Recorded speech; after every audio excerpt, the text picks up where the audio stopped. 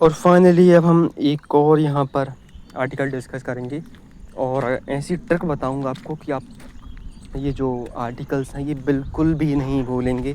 ठीक है, तो मुझे लगता है मेरे कभी कभी गुण एक एस्पिरेंट से मैच नहीं खाते यार, इतने आर्टिकल कौन पढ़ता है यार। हैं मतलब क्या ये लॉयर बनना है क्या? तो विदाउट वेस्टिंग टाइम हम थोड़ा आगे बढ़ते हैं। आज जिस आर्टिकल पर हम थोड़ी पीएचडी हासिल करने वाले हैं वो है आर्टिकल 364। ठीक है, और इतना डिटेल में आपको कोई नहीं पढ़ाएगा, उसके लिए आपको यहीं पर आना पड़ेगा। Okay, so article 364 of the Indian constitution की बात करेंगे। It contains special provisions as to major ports and aerodromes. ठीक है, याद रखना आर्टिकल 364 में क्या है, पोर्ट्स को लेकर और एरोड्रोम्स को लेकर। एरोड्रोम्स जनरली यार जो बड़े बड़े एयरपोर्ट्स रहते हैं उन्हें एरोड्रोम्स कहते हैं। ठीक है, और कुछ एक स्पेसिफिक रोल यदि उनका रहता है तो उन्हें हम क्या कहते हैं, एरोड्रोम्स। ठीक है, तो पोर्ट्स वगैरह और एरोड्रोम्स इस पर थोड़ा चर्चा करता है ये आर्टिकल। ठीक है, और इसी से रिलेटेड प्रोविजंस हैं। तो situated with in the part 19। ठीक है, पार्ट 19 दैट इज़ मिसलेनियस। ठीक है, तो यदि आप ये भी आपको लग रहा हुआ ना यार ये पोर्ट वोट कहाँ से आ गया यार, एरोड्रोम कहाँ से आ गए, तो इसी से थोड़ा रिलेट करना पड़ेगा आपको यार कि ये किसका पार्ट है, मिसलेनियस। ठीक है, ठीक है। Then this article is a niche but important provision regarding the distribution of legislative and executive powers between the union and state concerning critical infrastructure। ठीक है, अब देखो यदि आप सोच भी लोगे कि यार आपको ऐसी गवर्नेंस पढ़ना है, ठीक है, सेंटर स्टेट रिलेशंस पढ़ना है, तो आप जब तक यार आर्टिकल्स आप पढ़ लोगे ना तो आपको चीज़ें क्लियर रहेंगी कि यार कहाँ कहाँ सेंटर इंटरवीन कर सकता है। ठीक है, तो एक बार आपको क्या करना है भाई, क्या करना है, वेट। ओके, सो आपको क्या करना भाई, एक बार सारे आर्टिकल्स याद करने चाहिए। ठीक है, क्योंकि भाई उसी में तो बताते हैं ना सेंटर एग्जीक्यूटिव रिलेशन, तो एक बार सारे आर्टिकल ही आपको याद रहें। जैसे इस आर्टिकल से भी आपको बहुत कुछ पता चलेगा सेंटर स्टेट रिलेशन के बारे में। ठीक है, या कहें तो एग्जीक्यूटिव लेजिस्लेटिव रिलेशन के बारे में। Okay, so okay concerning critical infrastructures को लेकर हम भाई क्या बताया गया है, ये आर्टिकल क्या बताता है कि जो क्रिटिकल इंफ्रास्ट्रक्चर हैं उनको लेकर स्टेट और यूनियन के बीच में पावर्स कैसी डिवाइड होंगी। ठीक है, ठीक है, और कहाँ स्टेट सेंटर क्या कर सकता है, इंटरवीन कर सकता है। क्लियर। देन कोर प्रोविजंस की बात करें तो कोर प्रोविजंस पर हम थोड़ी चर्चा करेंगे। Article 364 empowers the president of India to issue public notification directing that. अब देखो याद रखना इस आर्टिकल के तहत प्रेसिडेंट का रोल थोड़ा ज़्यादा है। ठीक है, तो आप प्रेसिडेंट, जब आप प्रेसिडेंट पढ़ोगे तो जनरली लक्ष्मीकांत में इतना डिटेल में कवर नहीं किया गया है। ठीक है, प्रेसिडेंट की सारी पावर, तो जब भी आप प्रेसिडेंट पढ़ो तो इस पावर को भी याद रखना। ठीक है, तो ये आर्टिकल क्या पावर देता है प्रेसिडेंट को कि आप नोटिफिकेशन जारी करके ये डायरेक्ट कर सकते हैं। क्या डायरेक्ट कर सकते हैं, देखते हैं। Non application of laws. ठीक है, आप क्या कर सकते हैं, क्या बता सकते हैं, नॉन एप्लीकेशन ऑफ लॉज को आप बता सकते हैं। मतलब any law made by parliament और by a state legislature shall not apply to any major port और एरोड्रोम। ठीक है, स्पेसिफाइड इन द नोटिफिकेशन। ठीक है, याद रखना, तो इसमें क्या आता है भाई, यूनियन जो लॉ बना रहा है वो भी और स्टेट जो लॉ बना रहा है वो भी, याद रखना। ठीक है, कई बार कन्फ्यूज़न के लिए बोल सकते हैं कि यार यूनियन के लॉ को नहीं कर सकता, सिर्फ स्टेट के, तो यूनियन और स्टेट दोनों के लॉ को लेकर। ठीक है, इसमें प्रोविज़न है कि यार यदि प्रेसिडेंट चाहे तो बता सकता है कि यार ये जो पर्टिकुलर आपने नियम बनाए हैं ये क्या हैं, इन पर्टिकुलर क्रिटिकल जो इंफ्रास्ट्रक्चर यूनिट हैं इन पर लागू नहीं होंगे। ठीक है, देन मॉडिफाइड एप्लीकेशन की भी बात करता है, यानी any such law apply to the specific major ports or aerodrome only subject to exception, modification or condition as may be specified in the notification। अब यदि हमें थोड़ा ज़रूरी है कि यार थोड़ा बहुत कंट्रोल होना भी चाहिए, तो प्रेसिडेंट मैनर भी स्पेसिफाई करेगा कि यार यदि आप चाहो तो ऐसे ऐसे कर सकते हो या मॉडिफिकेशन ला सकते हो, so that it will not violate the provision mentioned in the notification। ठीक है। then key definition under article 364 सब clause 2। ठीक है। for the purpose of this article specific notifications definitions apply। ठीक है। तो यार अब ये आता क्या क्या है, श्रेणी में क्या क्या है, सारा कुछ कवर होगा। तो मेजर पोर्ट की डेफिनेशन दी है कि यार major port means a port declare to be a major port by or under any law made by parliament or any existing law includes all areas for the time being included within the limits of such port। ठीक है। तो हम बता रहा है कि यार major port क्या है, तो कोई सा भी एक ऐसा पोर्ट जिसे पार्लियामेंट द्वारा किसी भी लॉ द्वारा क्या किया गया है, परिभाषित किया गया है। ठीक है। देन फिर एरोड्रोम भी क्या होगा, एरोड्रोम भी भाई means an aerodrome as defined for the purpose of the enactment relating to airways aircraft and air navigation को लेकर। ठीक है। मतलब यदि वो पर्टिकुलर एरिया काम में आ रहा है, ठीक है, फॉर एनी पर्पस, तो वो एरोड्रोम की श्रेणी में आएगा। देन कम्स, अब इसमें कॉन्स्टिट्यूशन कंटेक्स्ट क्या आ सकते हैं, देखो ब्रॉडर फेडरल स्ट्रक्चर हमें देखने को मिलता है इस आर्टिकल में। ठीक है। कैसे, देखो यूनियन लिस्ट जो 7th शेड्यूल की बात करता है, 7th शेड्यूल में जो यूनियन लिस्ट है, ठीक है, लिस्टेड है, वहाँ से भी ये अलाइन खाता है। कैसे, see entry 22 of the union list covers railways, entry 28 covers port quarantine, ठीक है, including hospitals connected therewith, then seamen's and marine hospitals. Entry 29 क्या कहता है, अब देखो याद रखना, क्या याद रखना एंट्री 28 है, इसमें जो पोर्ट्स वगैरह हैं ये किसमें है, यूनियन लिस्ट का पार्ट है, याद रखना। और रेलवेज भी हैं। 29 covers aircraft and air navigation provisions of aerodromes regulations and organisation of air traffic and of aerodrome, किसका पार्ट है, यूनियन का पार्ट है। फिर entry 32 major ports including the delimitations of their limits and the constitution and powers of port authorities therein. ठीक है। ये सारा कुछ रिलेटेड किससे है भाई, किसको पावर दी जाती हैं, यूनियन को पावर दी गई हैं। Then overriding executive discretion, even though parliament and state legislature hold general law making powers, article 364 जो हम बात कर रहे हैं gives the union executive via the president a mechanism to insulate strategic infrastructure like international airports or primary maritime trade hubs called ports from standard statutory provision to ensure national security, strategic uniformity और administrative efficiency। अब थोड़ा समझो,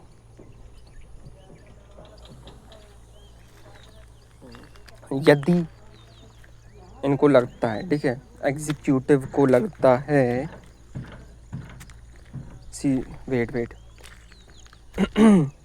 even though parliament and state legislatures hold general law making power, ऐसा बताया कि यार भले ही ये पावर दी गई हैं, ठीक है, भले ही पावर दी गई हैं, ठीक है, but this 364 gives the union executive, ठीक है, अब मैकेनिज्म टू इंसुलेट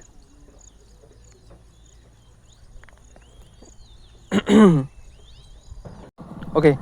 तो एग्जीक्यूटिव को भाई क्या क्या किए हैं, पावर दी गई हैं कि आप क्या कर सकते हो भाई, इन्हें ऐसे इंफ्रास्ट्रक्चर यूनिट को आप क्या कर सकते हो, प्रोटेक्ट कर सकते हो। Clear, from standard statutory provisions to ensure, किस चीज़ के लिए भाई, रीज़न क्या दिया गया है, ऑब्जेक्टिव क्या दिए गए हैं,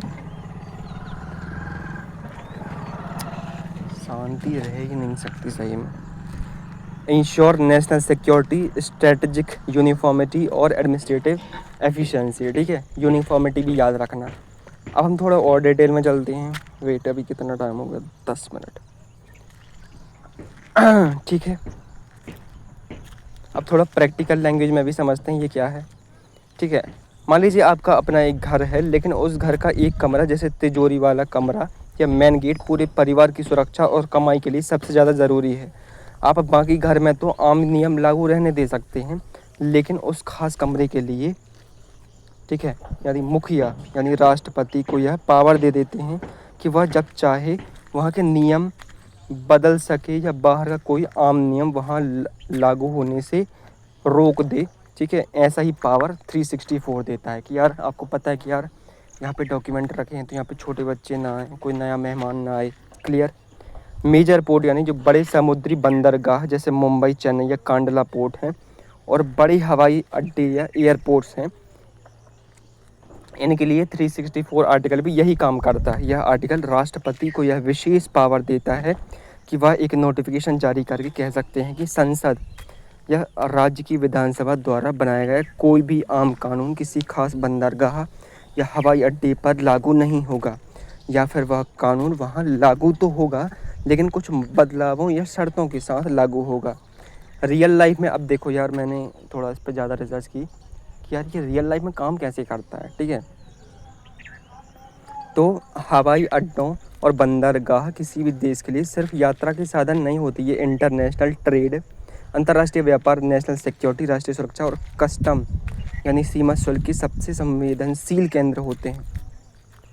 राज्य की राजनीति या टैक्स से बचाना, फेडरल स्ट्रक्चर क्राइसिस। मान लीजिए किसी राज्य सरकार ने एक नया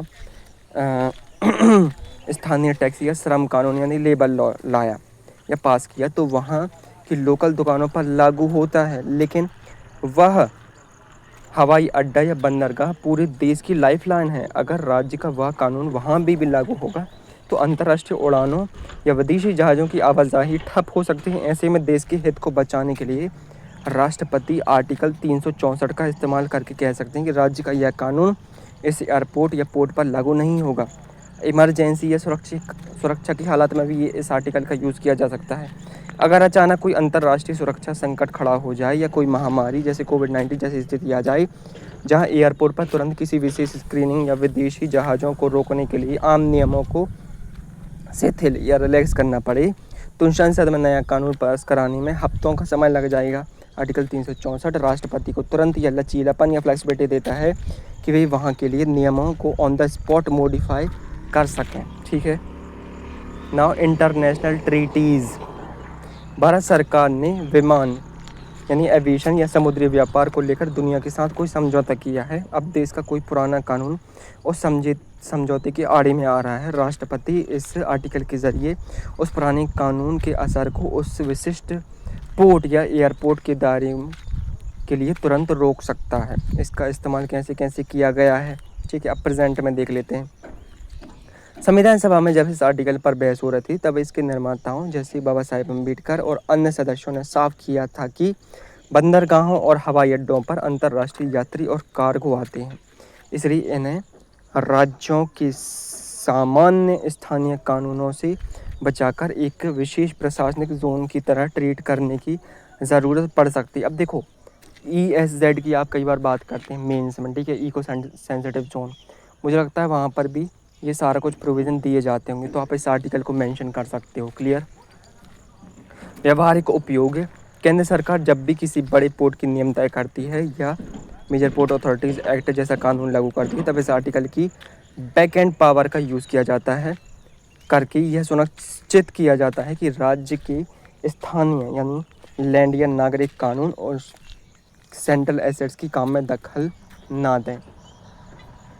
न्याय किस पर? सुप्रीम कोर्ट में जब कभी भी केंद्र और राज्य के बीच बंदरगाहों या हवाई अड्डों की सीमाओं और यहाँ वहाँ टैक्स लगाने के अधिकारों को लेकर विवाद हुआ है, तब कोर्ट ने स्पष्ट किया है कि, ठीक है, तो भाई जब भी ऐसा कुछ आता है तो सुप्रीम कोर्ट यह स्पष्ट करता है कि आर्टिकल 364 के तहत राष्ट्रपति के पास इन रणनीतिक जगहों को किसी भी कानून के सामान्य प्रभाव से बाहर रखने की अंतिम और सर्वोच्च शक्ति यानी ओवरराइडिंग पावर है। सीधे शब्दों में यह आर्टिकल भारत के बड़े हवाई अड्डों और समुद्री बंदरगाहों के इर्द गिर्द एक कानूनी सुरक्षा कवच या कहें तो लीगल बबल बना देता है, जिसे देश के व्यापक हित में राष्ट्रपति अपनी सुविधा और ज़रूरत के अनुसार एडजस्ट कर सकते हैं। ठीक है।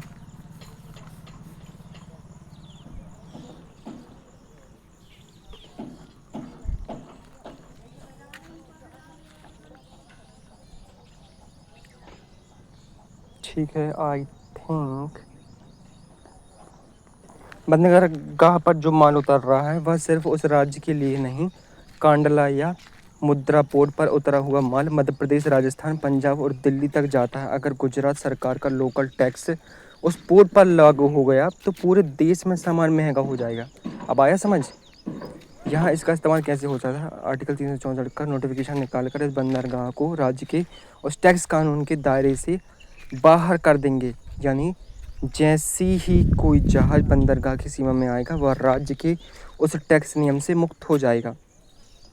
ठीक है। कानून की किताबी भाषा बनाम आपकी आंखों के सामने का सच। जब आप किसी बड़े इंटरनेशनल एयरपोर्ट के अंदर कदम रखते हैं तो आपने ध्यान दिया होगा कि वहाँ का माहौल, सुरक्षा, CISF टैक्स की दरें, ड्यूटी फ्री शॉप्स और यहाँ तक कि दुकानें खोलने बंद करने के नियम भी शहर के बाकी हिस्सों से बिल्कुल अलग होते हैं। शहर में रात को 11 बजे दुकानें बंद करने का राज्य सरकार का नियम हो सकता है, लेकिन एयरपोर्ट के अंदर सब कुछ 24 घंटे खुला रहता है। यह जो विशेष कानूनी माहौल हो रहते हैं आपको अपनी आंखों के सामने दिखाई देता है और उसे बनाने और बनाए रखने के पीछे संविधान का 364वां आर्टिकल है। यह केंद्र सरकार को यह ताकत देता है कि देश के व्यापार और सुरक्षा की इन लाइफलाइंस को राज्य की स्थानीय राजनीति या रोज बदलते स्थानीय कानून से बचाकर रखा जा सके। सिर्फ और सिर्फ मेजर पोर्ट्स पर इसमें इंक्लूड किए जाते हैं। ठीक है, ये भी मुझे थोड़ा डाउट था। बड़े बंदरगाह और एरोड्रोम्स हवाई अड्डों के लिए यह है। माइनर पोर्ट्स ये आर्टिकल लागू नहीं होता। इसके पीछे एक बहुत ही महत्वपूर्ण संवैधानिक और व्यवहारिक कारण है जिसे आपको समझना चाहिए। ये अंतर क्यों है? हमारे संविधान की 7वीं अनुसूची 7th शेड्यूल में केंद्र और राज्य के बीच शक्तियों का बंटवारा 3 सूचियों के जरिए किया गया है। मेजर पोर्ट्स ये यूनियन लिस्ट के तहत आते हैं। इन पर कानून बनाने और नियंत्रण रखने का पूरा अधिकार केंद्र सरकार का होता है। वर्तमान में भारत में 12 सरकारी मेजर पोर्ट्स और अधिसूचित बड़े पोर्ट्स हैं। माइनर पोर्ट्स कितने हैं? 12 हैं, याद रखना। ठीक है, ये माइनर जो हैं वो कनकरेंट में आते हैं, के तहत आते हैं। इसका मतलब है कि इन पर राज्य सरकार भी कानून बना सकती हैं और केंद्र सरकार भी। व्यावहारिक रूप से इनका मैनेजमेंट और एडमिनिस्ट्रेशन पूरी तरह राज्य सरकार यानी स्टेट मैरीटाइम बोर्ड्स के हाथ में होता है। चूँकि आर्टिकल 364 का मकसद केंद्र सरकार या राष्ट्रपति को यह पावर देता है कि वह किसी कानून को बंदरगाह तक लागू होने से रोक सके, इसलिए यह पावर उन्हीं पोर्ट्स पर चलती है जो राष्ट्रीय महत्व के हैं, यानी मेजर पोर्ट्स। रियल लाइफ उदाहरण कांडला पोर्ट या जवाहरलाल नेहरू पोर्ट, ये मेजर पोर्ट्स हैं। यहाँ देश का अंतर्राष्ट्रीय व्यापार होता है। अगर गुजरात या महाराष्ट्र सरकार का कोई कानून आती है जो इन पोर्ट्स के काम काज में बाधा डालता है तो राष्ट्रपति 364 का इस्तेमाल करके उस कानून को यहाँ लागू होने से रोक देंगे। मुंद्रा या कृष्णपट्टनम पोर्ट ऑफ आंध्र प्रदेश तकनीकी और कानूनी रूप से नॉन मेजर या माइनर पोर्ट्स हैं की श्रेणी में आते हैं। भले ही प्राइवेट होने के कारण आज मुंद्रा पोर्ट व्यापार के मामले में बहुत बड़ा हो चुका है, लेकिन संवैधानिक वर्गीकरण में यह माइनर पोर्ट ही है। इन पोर्ट्स पर आर्टिकल 364 का कानूनी कवच या लीगल बबल लागू नहीं होता, क्योंकि इनका प्राथमिक नियंत्रण राज्य सरकारों के पास है या उनके बनाए गए नियम के अधीन आता है। ठीक है,